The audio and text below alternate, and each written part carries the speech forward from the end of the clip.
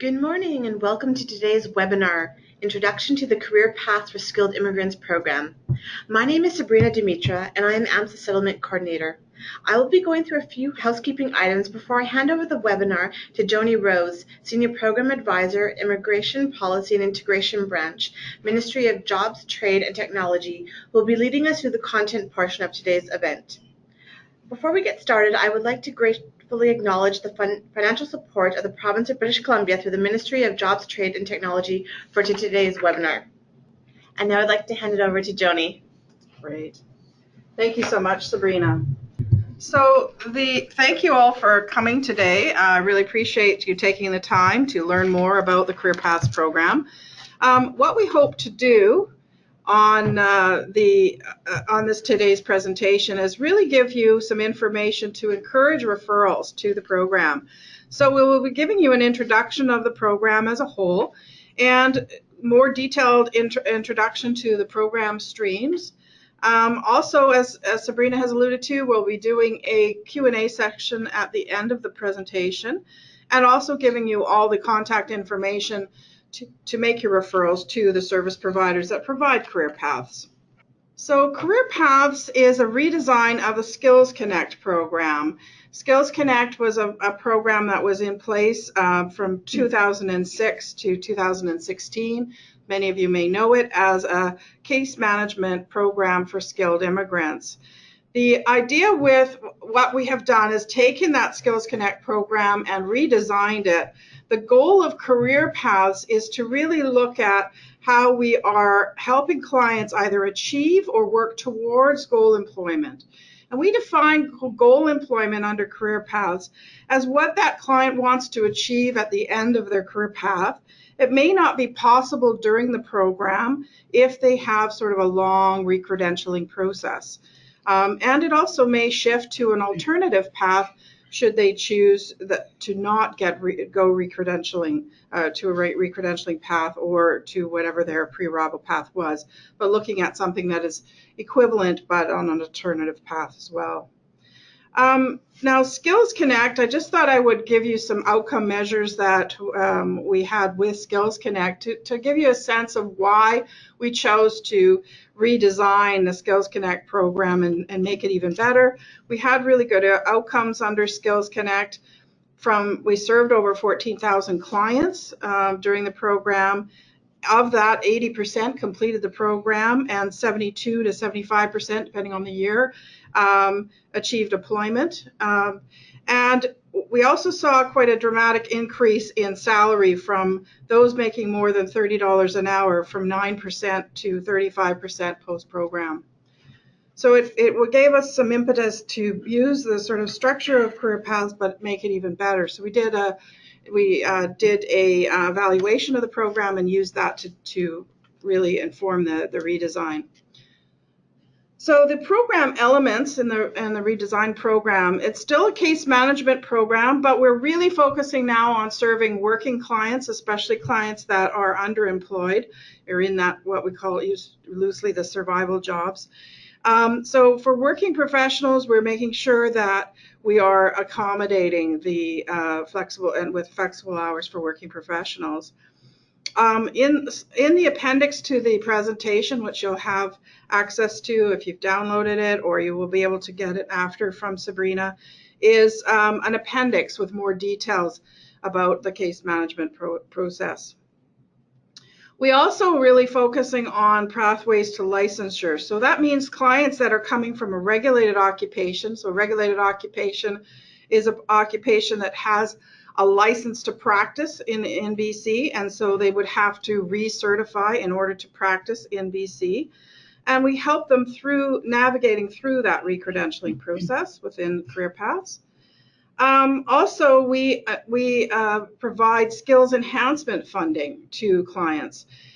This is quite a unique aspect of the program where we reimburse 100% of the costs for employment-related required training, exams, exam prep, and maybe temporary memberships. Also regulator required. Now, we wouldn't fund necessarily all of the expenses that the client may endure to be re-credentialed, but a good chunk of them, and get them on the path to recredentialing for sure. The other interesting aspect of the redesigned career paths program is that for some occupations, we offer occupation-specific language training. And that's for what we call BC priority occupations, or occupations that are in high demand in BC or are hard to fill, So we have OSLT in the program for business and administration, construction and engineering, technology, and health clients under certain NOC codes, and we'll explain that more later.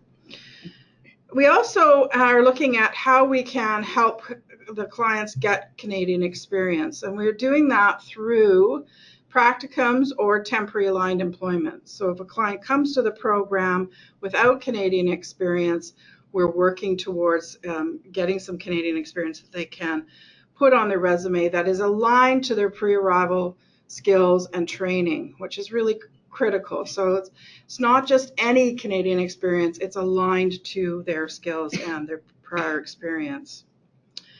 The program duration, so depending on the stream that the client is in, they could receive anywhere from 11 to 22 months of support. Of course, what we have designed is that those clients that are in a regulated occupation would be eligible for longer support than those that are in an unregulated occupation. Eligibility for the program, they have to be a PR within the last 5 years, and a PR I'm referring to as a permanent resident within the last 5 years.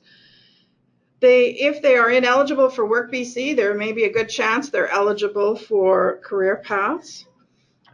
They should be an experienced professional, so we look for certain years of experience in their pre-arrival occupation that they're going to pursue in Canada. And their CLB levels range depending on the occupation, but they start at around CLB of 5. And again, there's finer details about eligibility and other details of the program elements in the appendix to today's presentation that you can refer to later. But the most important thing, I think, is that if you are unsure whether a client is eligible for career paths, please talk to a referral partner. One of the service providers that's providing the service will be able to help you and to understand the eligibility more clearly. So I'll talk a little bit too about the funding arrangement, because that's quite unique again with the Career Paths program. We have a real partnership with IRCC in the delivery of Career Paths. So IRCC, or the federal government, is funding $2 million of the program, and the BC government is funding $3.5 million of the program. So the program goals, we'll switch to talking about what we were trying to achieve when we put a client through the program. So obviously we want the client to complete the program, so we're really looking at how many clients complete. The Canadian work experience, as I mentioned, is something we're really trying to pursue within the program. Finding work in their field that is commensurate with their pre-arrival employment and training is another big important goal of the program.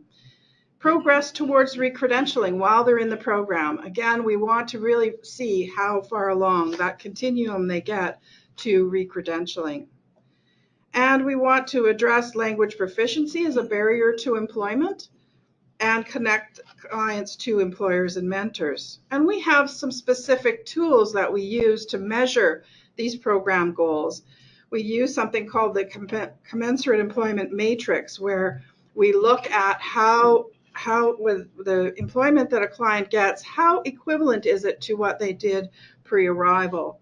We also look at recredentialing benchmarks, where for those clients that are in a regulated occupation, we look at how far along the continuum to recredentialing they've gotten. Have they completed, for example, their credential evaluations? Have they completed a PLAR portfolio if that's required for their occupation? Have they upgraded their skills? And have they completed necessary exams and testing?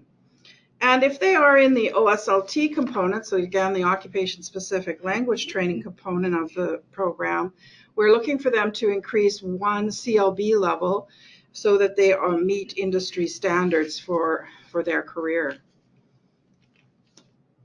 So the next slide is the 3 career path streams.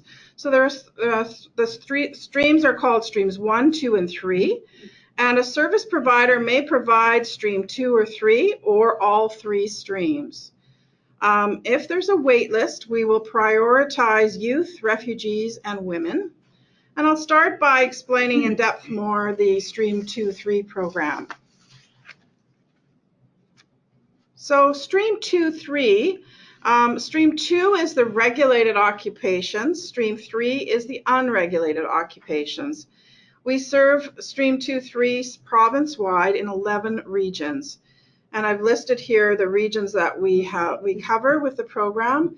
And again, in the appendix on slide 32, it lists the cities that within each region, so you can refer to that later.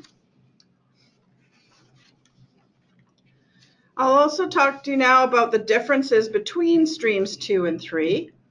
So the first difference is duration. There is 20 months of a program, up to 20 months available to clients in stream 2, so in regulated occupations, and up to 11 months if the client is from an unregulated occupation. The eligibility is slightly different between stream 2 and 3. Stream 2, we accept unemployed clients and underemployed clients. The underemployed clients need to be working in their career more than 20 hours a week. The unemployed need to be non-EI eligible or non-BCEA eligible, so they can't be receiving assistance. And 3 years of work experience in the field, and 1 year if they're youth, and of course certification and education in their field. So the difference between the eligibility for stream 2 and 3 is just simply that we don't serve the unemployed clients within stream 3. When we look at the language levels, so CLB 6 or equivalent is the minimum for stream 2, and a minimum of CLB 5 or equivalent for stream 3. And when we say equivalent, we are accepting other tests besides the CLB test because we convert it to a CLB score.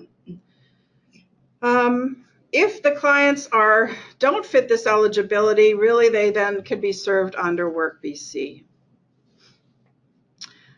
I'll now I've asked each of the streams 2-3 service providers to give me a few service highlights that I can then share with you today. So the first service provider, ISS of BC, serves Vancouver, Thompson, Okanagan, and Caribou North. Their Vancouver head office is near a SkyTrain station, which makes it really easy for clients to access their services. And they very much accommodate working clients by having after business hours, Skype and GoToMeeting and other types of remote service, such as Moodle workshops, to accommodate working clients. They have very experienced case managers. Some are with the Skills Connect program for more than 8 years. And they have their own employer relations specialist for stream 2-3 that has really strong connections to employers. The North Shore Multicultural Services serves North and West Vancouver and the coast. And in addition to the case managed services that they offer, they wanted to highlight 3 of their industry events that they've hosted. The first one was a soft skills for professionals in the Canadian Workplace Workshop that which was featuring the guest speaker Alden Habakon. They also did a site tour of C-SPAN in North Vancouver, where engineering, technical kind of, clients with a technical background even got personalized hard hats as part of the tour, which was really cool for those clients. And networking on the shore was an event where clients had this opportunity to really mingle with professionals in their fields, HR professionals, local business owners, and community partners. Mosaic serves Burnaby and New Westminster, and they have targeted employer presentations and hiring fairs Some of those presentations and hiring fairs one was that they had the TELUS director come and talk about technology strategy. They also had a smart networking event in collaboration with the Burnaby Board of Trade. And they had a career fair, a job fair, sorry, that had over 50 employers and 5,000 clients attending. And coming up on October the 21st, they will be hosting the Immigrant Professionals Conference. And I highly recommend you attend that if possible. In addition, Mosaic does practicum placements and Canadian work experience by working with the Burnaby Heights Merchants Association for practicum placements. They placed a client on the advisory council for Peace Geeks. Peace Geeks is doing a really cool project where they're looking at building an app to help immigrants find services. So that's a really great practicum placement. They also have done volunteer opportunities through active involvement with community immigrant partnership tables, and they have a job board with over 500 jobs posted that is exclusive to their clients. The Stream 2-3, the Back in Motion organization serves South Delta, Richmond, Surrey, and Langley, and some surrounding cities.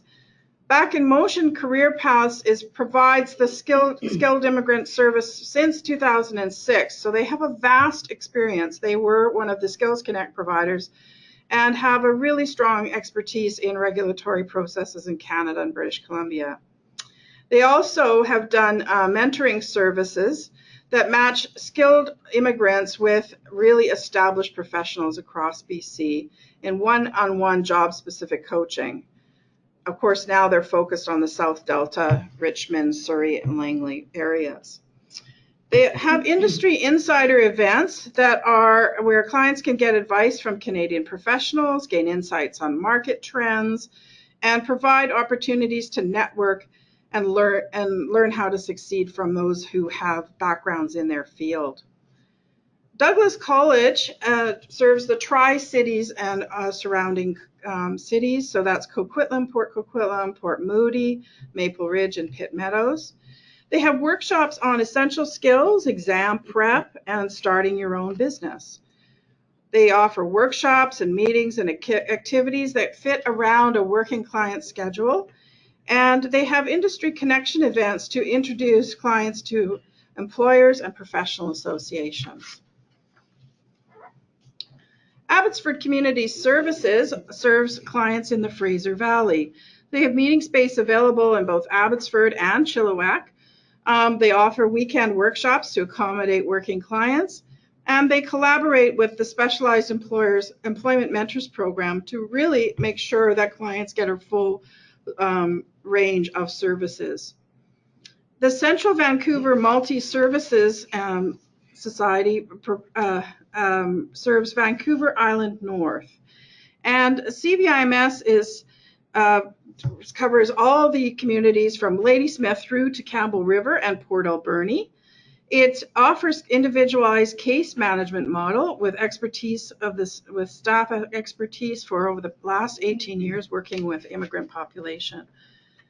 They use a flexible approach and really do look at how they can accommodate clients' schedules, looking at their availability and making sure they use things like social media or video calling to accommodate those schedules. And the referring agencies, when you are referring a client to Central Vancouver Island Multi, make sure that you just send them their name and contact information. That's all they're requiring at this point so that they can contact the client and make sure they're eligible for the program. The next provider I'll talk about is the Intercultural Association of Greater Victoria. And so ICA serves clients in Vancouver Island South. They offer bridging program and career mapping, and that very much is tailored to the client's licensure process, if that's applicable. Offer networking opportunities with potential employers, job shadowings, and placements. They offer multi-session programs for specific sectors and specific occupational groups. They also collaborate with ICA's Community Partnership Network, the LIPS tables, the local immigrant partnerships, and career paths, other career path providers, to host events to bring together all local employers in a wide variety of occupations, potentially resulting in very meaningful connections for those clients to help them to secure employment. I will next start to talk now about Stream 1. So Stream 1, as I said earlier in the presentation, is our BC priority occupations. So these are occupations that we've designated as occupations that are in high demand and/or are hard to fill. And so the 4 occupational groups that we serve with Stream 1 are technology, business and administration, health, and construction and engineering. The occupation-specific language training applies to Stream 1, but clients don't have to take occupation-specific training, occupational language or specific language training within the program. They can, if their language levels are sufficient for industry, they do not need to take that part of the stream. So it's offered to both those that require OSLT and those that don't. And there's specific NOC codes. So NOC codes are the National Occupation Classification coding system that is used for different occupations. And those are again listed in an upcoming slide. The elements, looking at sort of the structure of the Stream 1 program. So clients in Stream 1 have up to 22 months of service.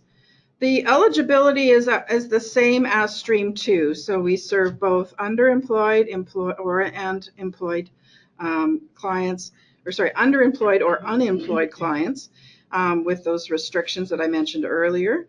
And we require the same level of work experience for Stream 1. The language depends on their occupation. And again, I'll be showing you another slide that shows what the minimum requirements are for CLB for the different occupations. And again, I specified that there's different specific NOC codes that align with each of these occupational groups that we serve. The service is BC-wide. So service providers that are based in the Lower Mainland offer services to clients province-wide using remote services. We'll look at the next slide. Although it has a lot of information in it, I'm sure it'll be an easier slide for you to look at after the presentation. But it just lists, for example, under business administration, you can see that there's 4 NOC codes that we serve. So those are the occupations that we serve under the business and administration Stream 1 program. And then you'll see the requirement, the requirement for OSLT, for example, for administrative officers is a CLB of 7, where if they have a CLB of 8 or up, they can go in the non-OSLT proponent of the program. So they have the option to take all the other parts of the program besides the OSLT. I will now turn for more details on each one of the Stream 1 programs. I've got here with me ISS of BC with Effie Garcia is going to talk to you about construction and engineering and technology. I've got Douglas from Douglas College, Jennifer Kunzik, and she's going to speak to you about the health Stream 1 program. And also Shagun Banu from Mosaic, who is going to speak on the business and administration program. So Effie, I'll give the floor to you. Thank you. Thank you so much, Joni, and good morning, everyone. This is Effie Garcia. I am ISS of BC's Program Manager for Stream 1. As Joni had quickly mentioned earlier, ISS of BC holds 2 of the 4 Stream 1 priority occupation contracts, construction and engineering and information technology. There are actually 6 specific NOC codes for these sectors, and I think you've seen the slide previous to this one, and you'll get access to that one as well. We'll pretty much be just highlighting activities that are specific to ISS of BC at this point. I just wanted to make mention that since all our case managers are serving both streams 1 and streams 2 and 3, they are all housed under the same roof. And so any resident of Vancouver who is ineligible for stream 1 is readily referred to the next eligible stream. So in that case, the waiting time is cut short. As far as the staffing background is concerned, some of our case managers are often invited to speak on various labor market topics, as they are highly experienced and qualified in their fields. And of course, they deliver custom services. Some of ISS of BC's service delivery partners in the previous Skills Connect program continue to be our subcontractors. So we serve clients outside of the Lower Mainland and Fraser Valley through them. We work with Nexus BC in the Thompson Okanagan, Hecate in Caribou North, and ICA in Victoria. We also have a staff in Prince George. To continue with the Stream 1 overview, we have a dedicated employer relations specialist. So this is one of the better features of this new employment program. It's the work placement benefit. At ISS of BC, as I mentioned, we have a dedicated employer relations specialist for Stream 1. We also have a vast network of employer partners from both the construction, engineering, and IT sectors. Through our internal offices, collaborations with other SBOs, participation in sponsorships, exhibitions, conferences online, and through subcontractors outside of Metro Vancouver, Stream 1 info sessions usually come with eligibility assessment sessions to fast-track the intake. Since this program serves clients who could already be employed in transitional jobs, we ensure that access to workshops and info sessions are readily available. Our workshops are both in Moodle and in-person formats. Client meetings may also take place in any of our ISS of BC office locations during and after office hours. The Occupational Language Specific Training, or OSLT, as Joni had mentioned, is only available to Stream 1 clients with the CLB Level 6. In ISS, our training is delivered by our Language Career College, which is also located in the same building. This lends to wider flexibility when it comes to class schedules and options. As we all know, newcomer clients come with many challenges, particularly time management. So we make sure that the training does not become a barrier for them. They are grouped according to sectors, so they are able to deal with issues specific to their stream. The OSLT is conducted in 3 components. There's the webinar, where the environment is interactive and they get to talk to the teacher and participate in class. Then there's the one-on-one with their instructors. This is the schedule they make on their own with the teacher. And then the last component is Moodle. This is where all the assignments and reading materials are stored.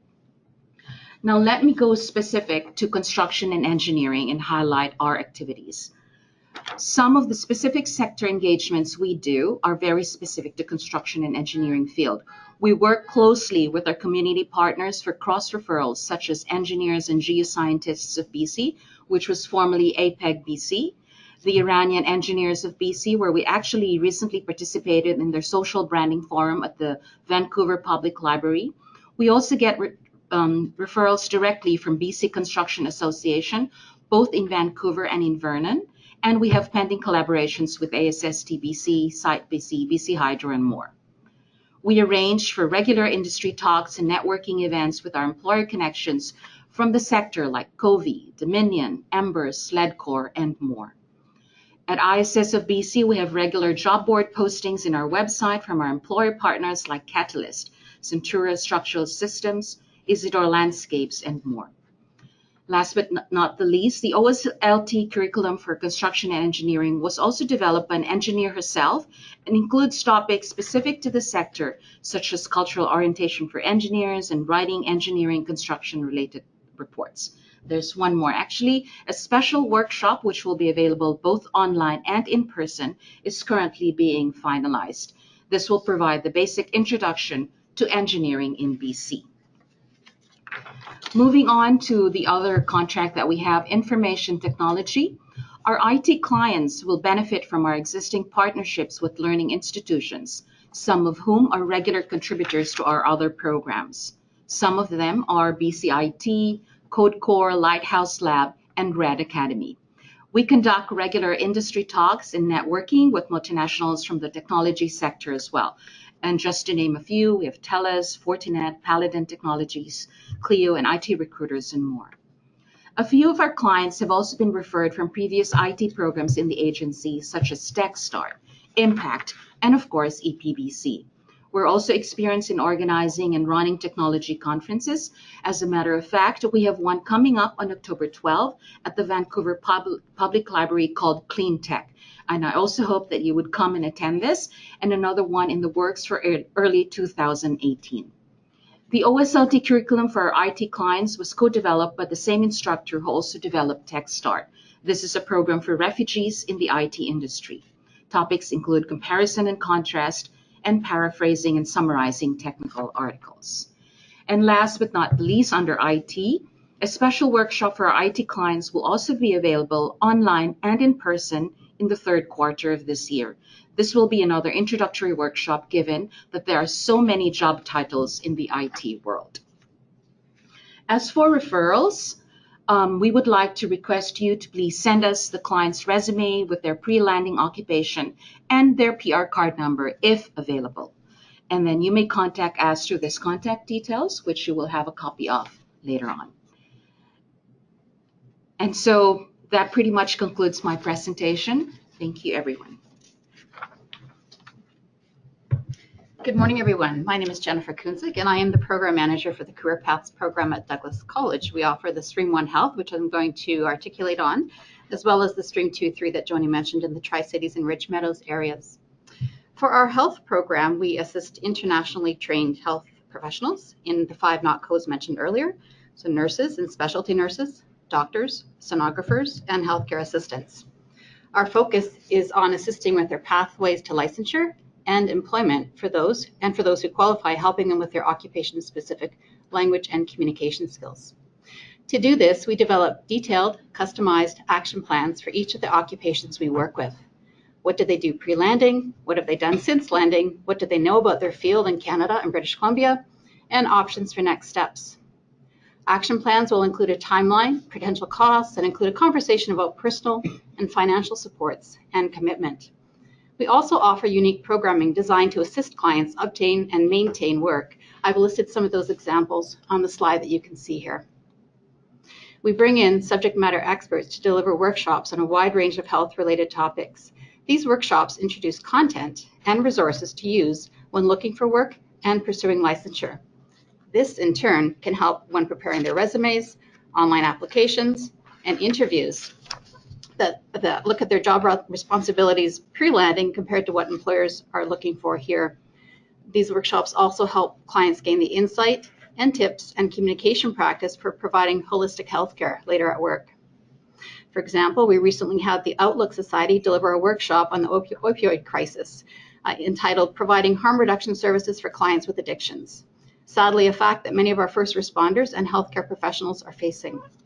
We've also had nursing staff from Douglas College deliver sessions on what we call relational practice and interprofessional collaboration for health professionals in Canadian healthcare settings.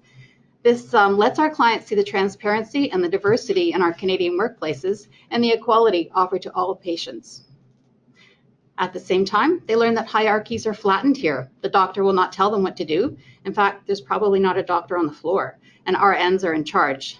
This can often be a bit of an eye-opener for someone deciding to do an RN versus an LPN pathway versus a healthcare assistant. We offer our workshops in person, and we also live stream them for remote clients, and we try to offer as much time as possible for Q&A, which is usually quite lively. Our occupation-specific language training is customized to the clients we have. To date, most of the classes have been focused on practice and preparation needed to pass the regulator's English requirements. Our regulators includes the College of Registered Nurses of BC, College of Licensed Practical Nurses of BC, the BC Carried Registry, and we also work with the Medical Council of Canada and Sonography Canada. These are taught by ESL certified instructors, and focus on each individual's weaknesses, including extra tutoring sessions to help them gain the English levels needed to become licensed in their fields. Stream 1 Health is offered to clients across BC, and we are currently working with clients in the North, Vancouver Island, Okanagan, Fraser Valley, and many in the Lower Mainland. Our focus at Douglas College is on one-to-one coaching and working around client schedules. We offer a lot of evening and weekend activities and meetings to accommodate their schedules. If clients aren't working when they come to us, we assist them to find temporary aligned employment in the healthcare field.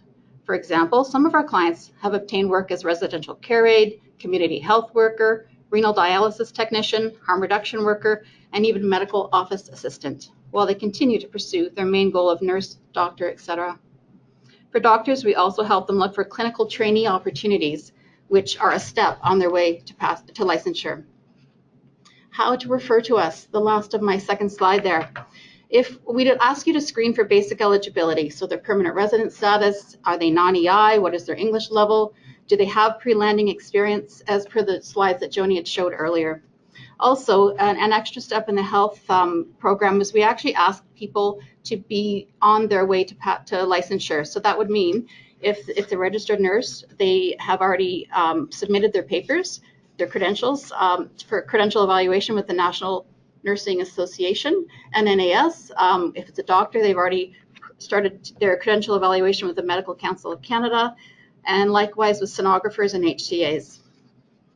If you're not sure, call us and we can help you decide whether the person is good for career paths or another program. For example, our NOT code includes family practitioners or general physicians, not specialist doctors. However, some specialist doctors may decide to pursue family physician because there aren't as many residencies for a specialist within BC. So if you refer to us, we can answer questions, ask questions, and if they're not appropriate, we'll refer back out to the right Stream 2 provider. Also encourage you to check our website. It's on the screen, douglascollege.ca/careerpaths for more information. And there are forms that your clients can fill in and send to us, and we can contact them to answer their questions. I'd just like to end to say that often clients don't yet qualify because perhaps their English is too low or they haven't yet started their licensure process. These are not yet in our minds, and we encourage candidates to take steps and come back rather than give up and get stuck in an unrelated job. The process is expensive and can take time. However, it is far from impossible, and career paths can help immensely. For a nurse, the difference they earn in wages in just after 1 year compared to staying at a minimum wage job can pay back any debt they've had to take on to pursue their licensure. That's a great return on investment. Thank you, everyone.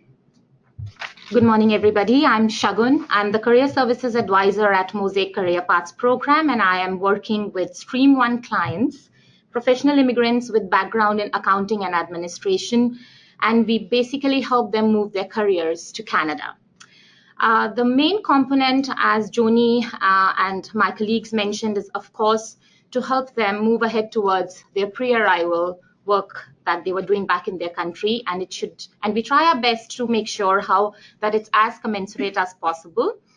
But with that, we also help them towards the most complex recertifying process that is there established in BC. For example, at Mosaic, we have regulators, presentations, and networking events on an ongoing basis. We have monthly networking events with CPA BC, offering one-on-one expert consultation, as all our accounting professionals who have migrated to Canada are at different level of acquiring that designation. And sometimes customized counseling is very important, and it can accelerate the process as well, knowing as to where they are at that licensure process. We also work closely with the admissions department at CPA BC, who guide you as to how you can go about doing your credential evaluation and move ahead with taking courses at CPA BC. We also try to give some financial assistance, which of course does not cover the whole licensure process, but it definitely gives you an edge and makes you start with it and move ahead towards acquiring your designation. We also work closely with International Association for Administrative Professionals, Vancouver chapter. And the main idea behind that is to help you decide if you would want to get a designation called Certified Administrative Professional. That would definitely give you an edge when it comes to your job search. As Joni mentioned, one of the most important component of career paths and the main crux behind the program was to try to get Canadian work experience for you, as this is one of the biggest barrier for these immigrants with amazing skills who are coming here, and it becomes a vicious cycle to get back into your profession here because you do not have local work experience. Targeting that, we work very closely with our clients to access hidden job market, which is mostly 80% of the jobs that are not posted online. We do that through practicum placements, internships, as well as with our employer relations team at Mosaic, which has a huge network with employers all over the Lower Mainland, and even with some recruiting agencies through which we can promote you to a recruiter who can then try to match you with an employer. We also have our Mosaic's job board that is exclusively available to our Mosaic clients, on which most of the employers post their jobs because they have the confidence in Mosaic clients that they are job ready and have gone through such wonderful employment programs as career paths. We also have our internal job fairs in which we have access to many employers who come, and sometimes also we use it as a platform to practice speed job interviews. We are coming up with our annual Immigrant Professionals Conference. There is a little blurb there that you can see on October 21st. And we are very happy to announce that this time we have breaking out sessions catering to specific industries. And one of the breaking out session is for accounting professionals. We have one of our mentors presenting there who's working with one of the big fours, PwC. And we also have one of our own success story, a client who got a CPA designation here and landed a job, who would be sharing his experiences. So these are the kind of events that we have access to, that we provide access to for our clients, and we would encourage you to come and attend them. We also give opportunities to meet industry experts through workshops and panels so that you have one-on-one guidance as to how you can go about pursuing your career goal. Having said that, I would also want to say that we give our services to remote clients through Big Blue Button, which is another platform like Skype, as well as through Moodle. And I would like to mention here that we, like ISS, and have also occupation-specific language training component here to overcome the barrier that some of the clients may have as far as language proficiency is concerned. Since it is also customized through the Mosaic language department, we work in close collaboration and also have industry experts come in from time to time, even in the language component, in collaboration with our in-house mentoring program. Here also, OSLT gives you a self-paced, flexible schedule, which you decide with your own instructor, because we do know that some of our clients are also in jobs. One of the most important components that I would like to highlight is mentoring and coaching. Just like local work experience is important, it is very important to get insight from industry experts. Our in-house mentoring program, Workplace Connections, has been running for 9 years and is one of the most successful mentoring programs in Lower Mainland. As we have access to our staff as well as the mentors, there is direct referrals and a very fast referral process, which gives you access to having a mentor as far as your soft skills and hard skills and guidance is concerned. The match is done one-on-one. But I would also like to add that recently, in collaboration with our Workplace Connections mentoring program, we started also matching our remote clients with mentors. This is a unique service that has happened, and we are very proud that Career Paths and our mentoring program has come up with a plan through which we are also matching our remote clients with mentors so that they can get guidance towards moving ahead in their career. Also, our mentoring program has many other group mentoring and networking opportunities that helps you build your local network as well as tap that hidden job market again. With that, I would just encourage you to come to Mosaic and utilize this program and, of course, move ahead with your career goal, and we will do our best to assist you with customized services. The contact information is on the slide, and we would be more than happy to meet you. Thank you. Well, thank you, Stream One providers, for doing those great presentations. We're now going to be opening the floor up to questions. Now, one question has come in. So, can anyone access the OSLT on Moodle?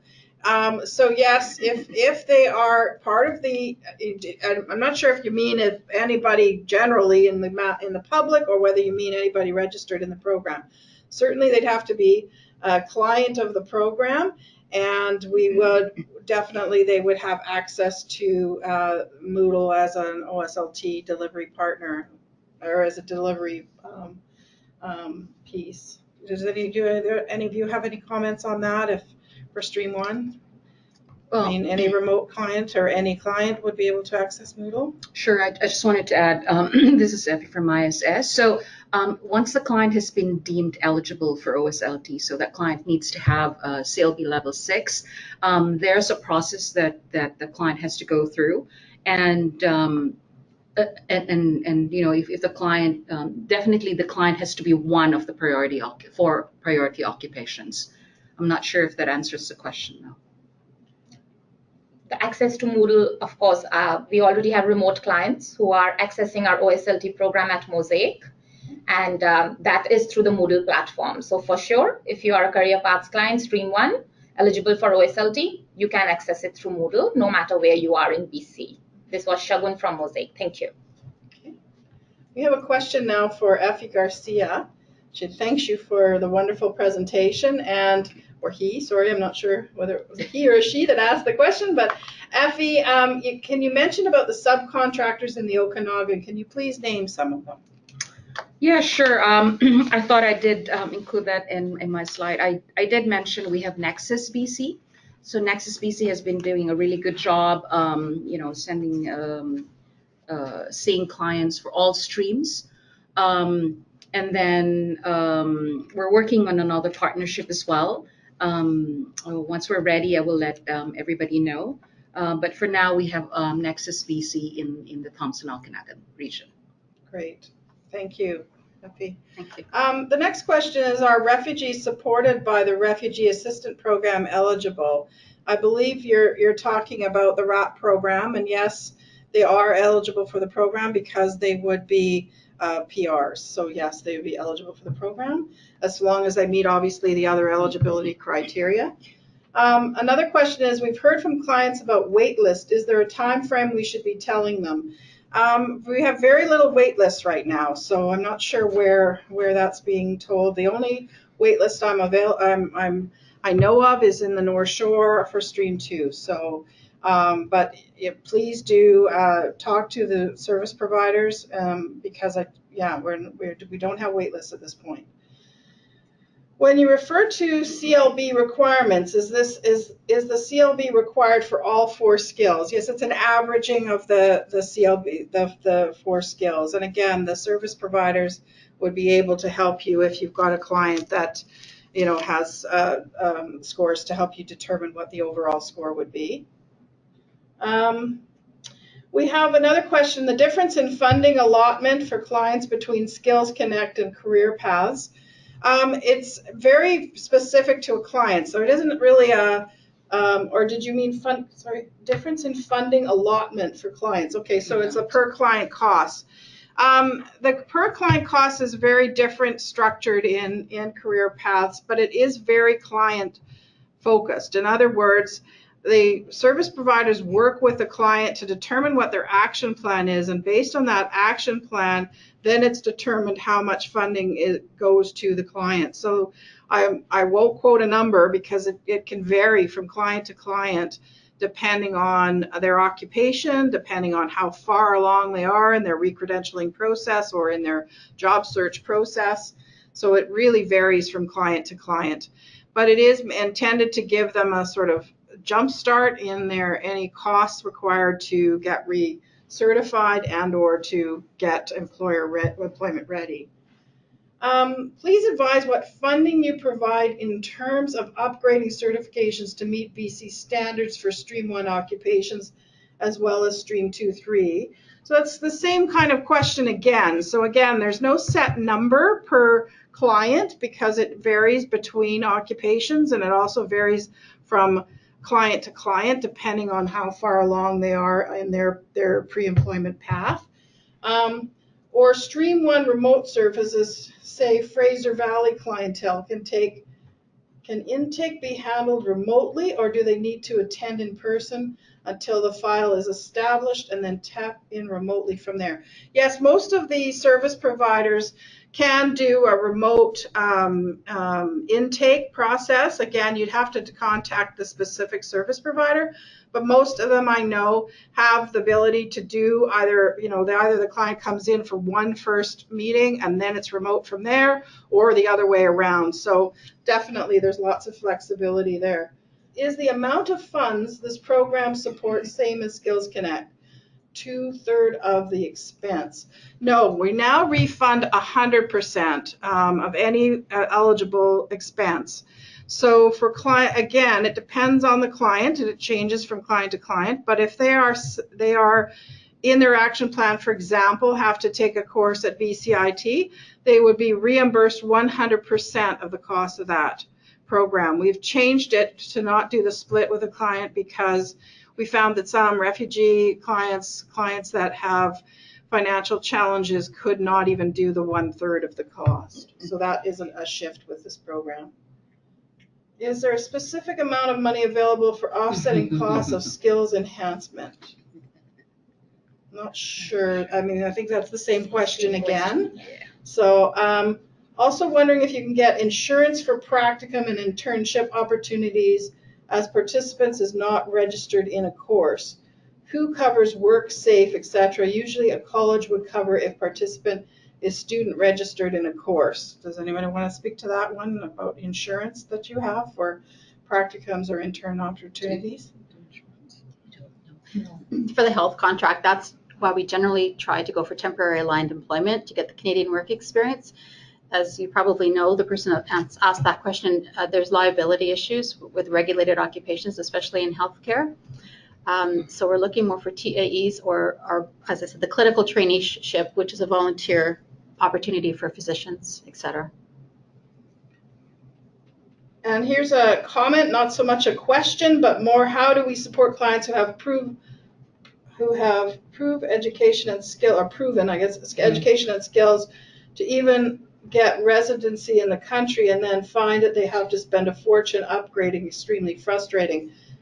I think then what I would say to that is that one of the things that we've seen work very, very effectively under Skills Connect, and it would apply to career paths as well, is they would get a good start, a good chunk of their re-credentialing costs covered through the program to give them a really good start in their re-credentialing costs as a grant.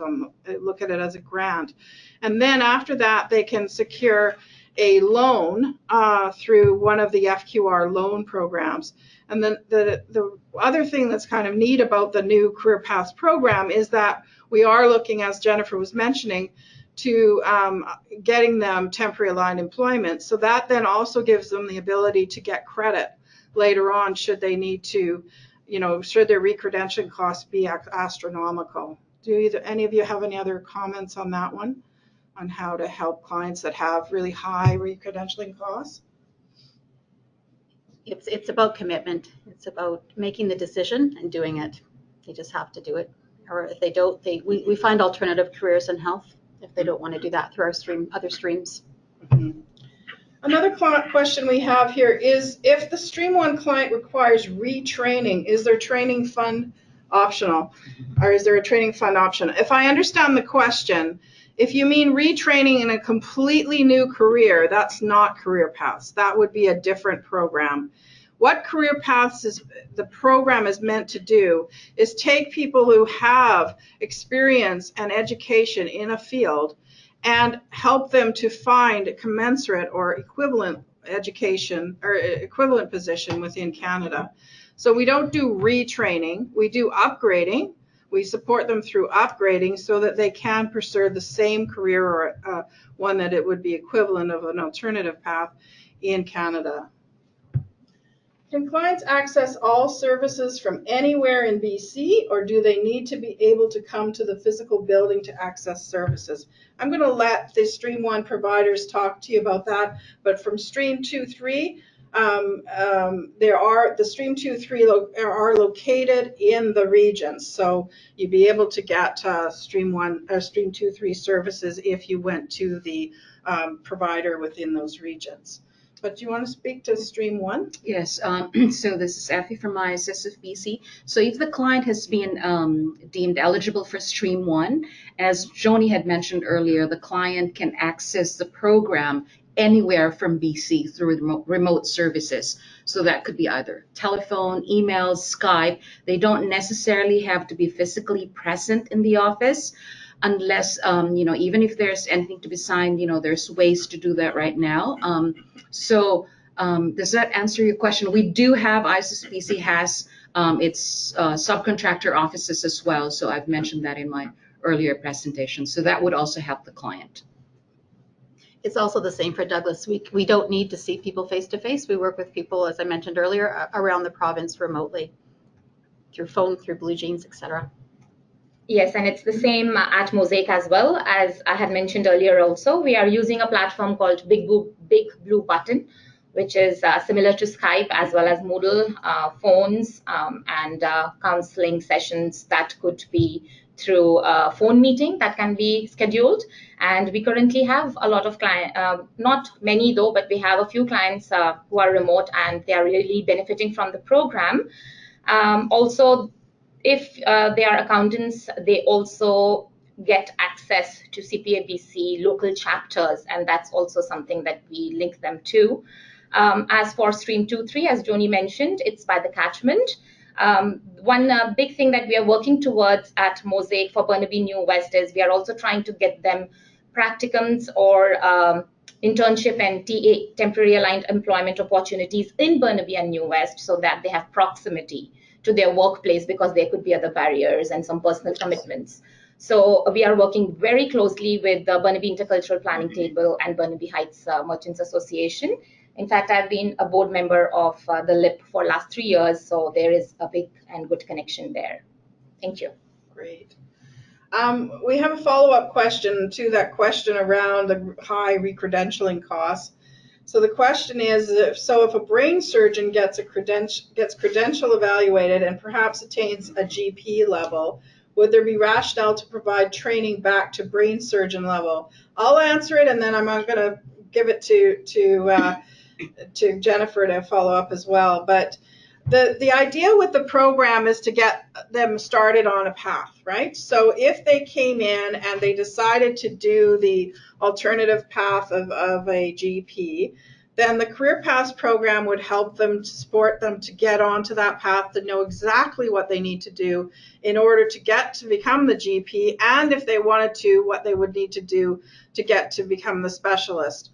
But the idea is they wouldn't come back to the program after they attain their GP status.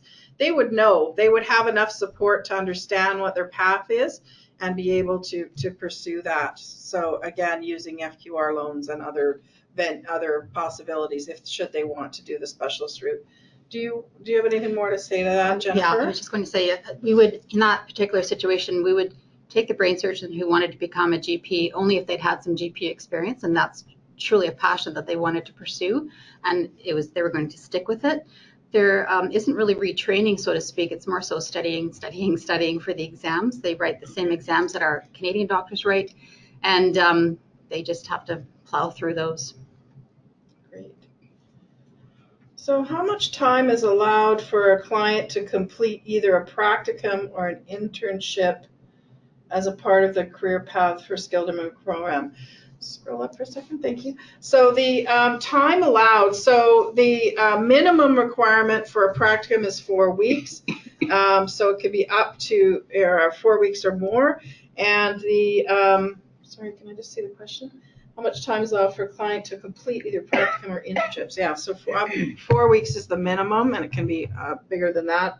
It can be voluntary or paid. If a client has already had years of experience and skills in their field like construction, how would you update their skills through career paths? I'm going to turn that over to Effie. I'm sure she has an answer for that one. Thank you, Joni. So if the client, actually the client needs to have some kind of experience, so a pre-arrival experience to be even eligible in the program. So under construction, the priority occupation that we have are for construction managers. So a lot of the clients that come to us have management experience, and it's not that easy to penetrate the management sector here. So a lot of them go take project management courses, and that's sort of like their entry way into this field. So most of them have been doing that. I know another course that that often clients in this area take is the building code course for Canada, right? That's another good example of something that we could support the client to do in order to be more employment ready in That's Canada. correct. Well, that was great. I guess we now finished questions. I'll say that again and see whether we get more flying in. But thank you all for joining us today. Again, remember that there are the appendix slides to the presentation that you can refer to after the program. And as was explained earlier, you can download the program or download the presentation for your post-viewing pleasure. Thank you very much, and we really appreciate your attendance today. Thank you. Bye.